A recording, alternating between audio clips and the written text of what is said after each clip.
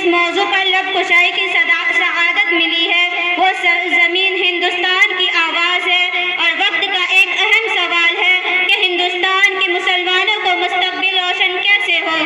نوجوانان اسلام، یہ تو ایک وقت کا سوال ہے، لیکن میرا بھی تم سے ایک سوال ہے کہ آخر یہ انقلاب کیسے آیا؟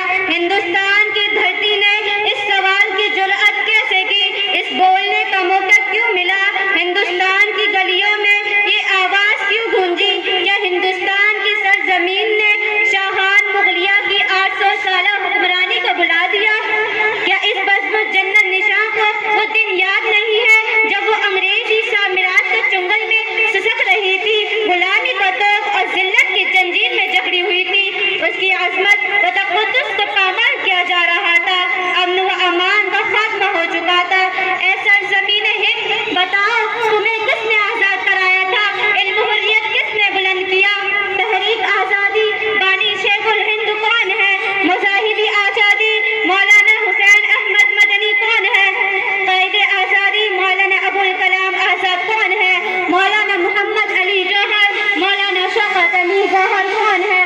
مولانا حفظ الرحمان سیوہاروی، عطا اللہ شاہ بخاری کون ہے؟ یہ سب کے سب کون ہیں؟ ہمارے ہی اسلاف و اکابر تو ہیں، ہمارے ہی آباء و اجداد تو ہیں جنہوں نے ہندوستان کی ماضی، حال اور مستقبل کو سنوارا ہے، سنوارا ہے۔ ہم نے اس ملک کے گیسوئے برہم کو سنوارا ہے، ہم نے اس ملک کے گیسوئے برہم کو، یہ اہل جنوں بدلائیں گے کیا ہم نے دیا ہے عالم کو؟ پھر بھی ہم سے یہ سوال کیا جاتا ہے کہ ہندوستان میں تمہارا مستقبل روشن کیسے ہوگا؟ دور حاضری کے نوجوانوں، سرزمین ہند کی پکار سنو۔ ہاں ہاں، مجھے یاد ہے تمہارے ہی اسلاف و اکابر نے ہمیں عزت حرمت کا تاج پہنایا ہے، میری گردن سے تو غلامی کا اتارا ہے۔ تمہارے ہی آباؤں نے ہمیں جنگ نشاں بنایا ہے، لال قلعے کی عظمت دی ہے، قطب مینار کی بلندی عطا کی۔ تمہاری ہی شہنشاہوں نے ہماری سینہ گیتی کو تاج محل کے حسن و جمال سے سنوارا ہے، مگر تھے تو وہ آبا ہی تمہارے، تم کیا ہو؟ تھے تو وہ آبا ہی تمہارے، تم کیا ہو؟ ہاتھ میں ہاتھ دھر دے منتصر پھٹتا ہو۔ تم ٹیپو سلطان کی اولاد ہو، مگر تم میں وہ جرأت بصالت نہیں ہے۔ تم شاہ اسماعیل شہید کے لاڈلے ہو، مگر تم میں وہ جذبہ اطاعت اور نبی صلی اللہ علیہ وسلم سے محبت، عشق محبت نہیں ہے۔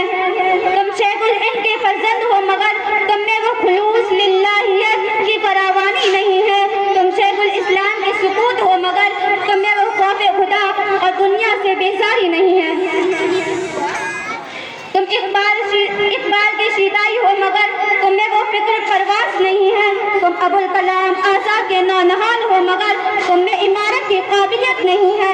تم عطا اللہ شاہ بخاری کے جانشین ہو، مگر تمہاری زبان میں وہ طلاقت نہیں ہے۔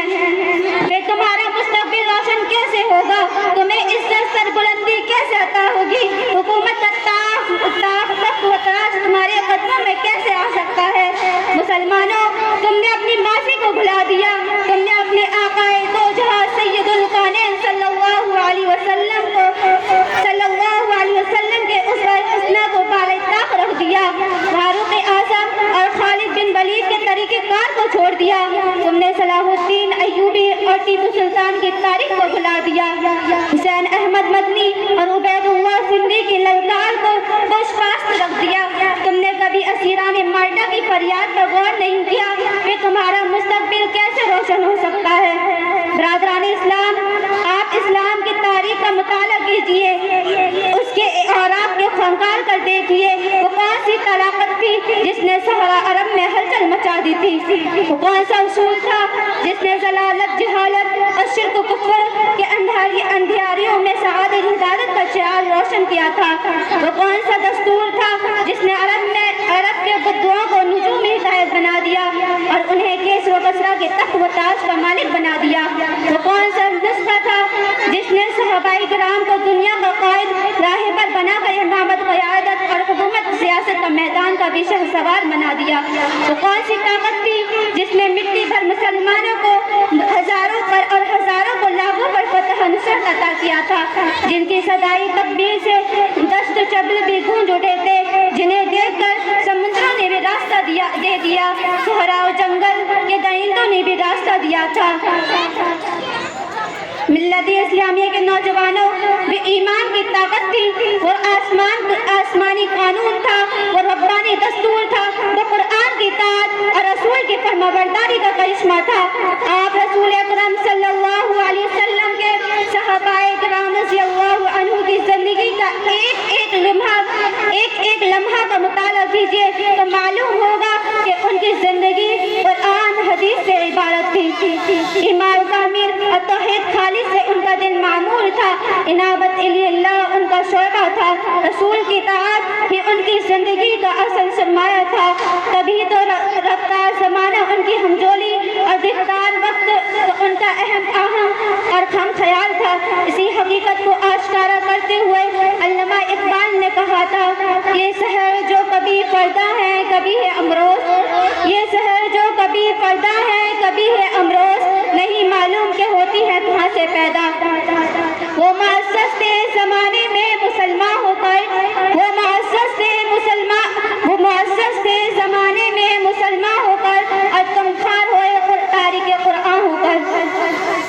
فرزندان اسلام یہ افسانہ نہیں، حقیقت ہے، یہ مفتی کہکشاں سے بھی زیادہ درخشاں ہے کہ آج ہم نے اسلام کا قانون چھوڑ دیا ہے، قرآن سے رشتہ توڑ لیا ہے، احکام الہی سے منہ موڑ لیا ہے۔ ہم دنیا کی رنگینوں میں کھو گئے ہیں، دولت ہی کو ہم سب کچھ سمجھنے لگے، تو پھر ہمارا مستقبل کا ستارہ کیسے درخشاں ہوگا؟ غور کرو، فکر کرو۔ آج ہم ایسی قساوت قلبی کا شکار ہیں کہ شعار اسلام کے جنازے